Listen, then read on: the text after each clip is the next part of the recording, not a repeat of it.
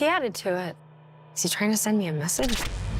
Do you believe in soulmates? Congratulations. We've seen you in front of the camera for such a long time, and it's awesome to see you making the jump behind the camera and doing some directing. I guess to start things off, I'm wondering, there are a lot of great projects and a lot of great books out there to adapt.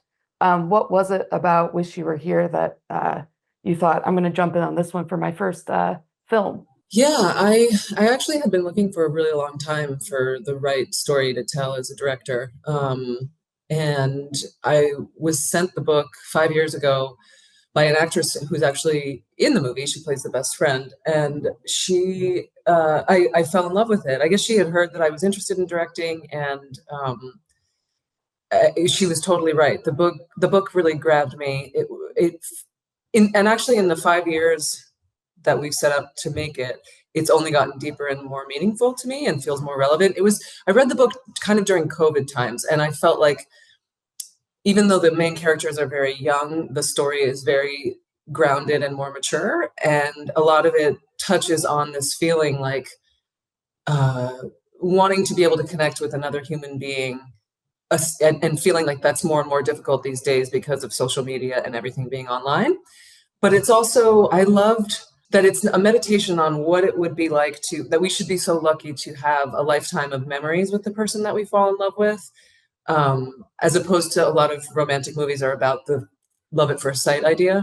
And it's also largely about taking care of another person, which I think we need more of these days. I'd like to describe it as like, the movie has taken on a life of its own since I first read the book. It's kind of grown. And one of the things that really sticks out to me is it touches a lot on the fragility of human life and how, every moment is precious.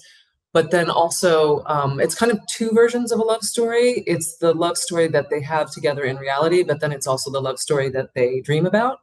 I really enjoyed those sequences of what they're, coming up with and how they envision their lives and their relationship that's, isn't going to play out, in this way. Those were really good. The thread in it that I seized on in adapting it was this imaginary world that they create. Well, I don't want to give it away, but like this storytelling that they do together. They play a lot of games together, but they're telling. He asked her to tell him the story of how they first met, and then they just sort of make up this lifetime of romance together. Yeah, and I thought that was really touching. Definitely. The cast for this, the ensemble is terrific. And I know you've worked with a couple of them before. So I guess I'm wondering if when you started making this, were you always envisioning Isabelle as Charlotte or Kelsey as her dad, or did those things just kind of fall into place? I was working with Isabelle on a movie sequel to Orphan. Right. And I was also in my spare time, like in my trailer or late at night when I got home, adapting the screenplay. And I would go to set and I'd watch her as a 23-year-old, I think at the time, playing an 11-year-old convincingly. And I thought, oh my God, this girl is such a good actress. So I was delighted when she wanted to work with me again. And she responded to the script. And she's I could see also that she was such a workhorse, like she was tireless. And when you have a lead in a movie who's in every scene and has to open up their heart and emote that much, you can't assume that everybody can do that. And so I could see that Isabelle was really capable. Kelsey I had worked with before. And actually I worked with Kelsey on a movie called The God Committee with the same producers that helped with Wish You Were Here. And he, in his dressing room, it was an indie movie, and we kind of had our little cubicles instead of trailers. But he was rehearsing for Man of La Mancha, which he was going to go and do in London.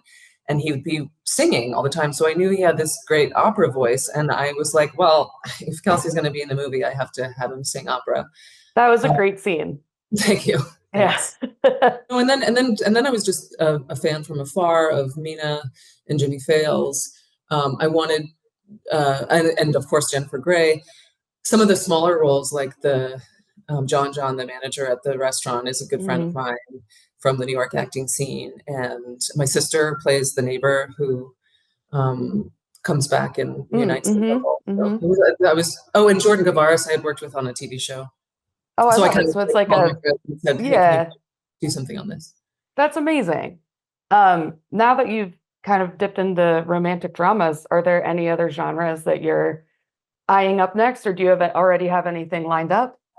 I don't have anything lined up just yet. I'm definitely, because I feel like we just finished the movie over the summer, and I'm like surfacing creatively, but I would love to direct again. And I feel like genre, I'm really feeling like a musical. I think it would be really That awesome would to be take an awesome. existing album and make a musical story to it. Yeah, that I would love be, I love putting music to this movie. Vanessa Carlton did the score.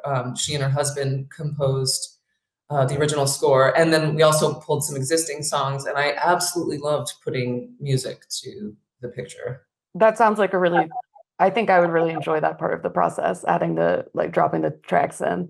Yeah. Just before I have to let you go, kind of swerving.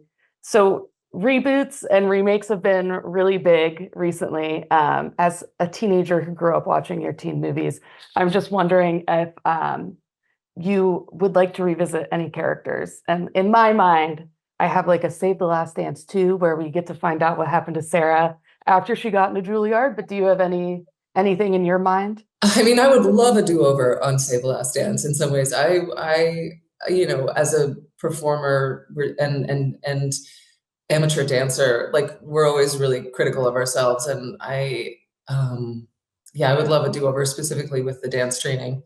Um, yeah, I don't know. Uh, There's a lot for you to pick from.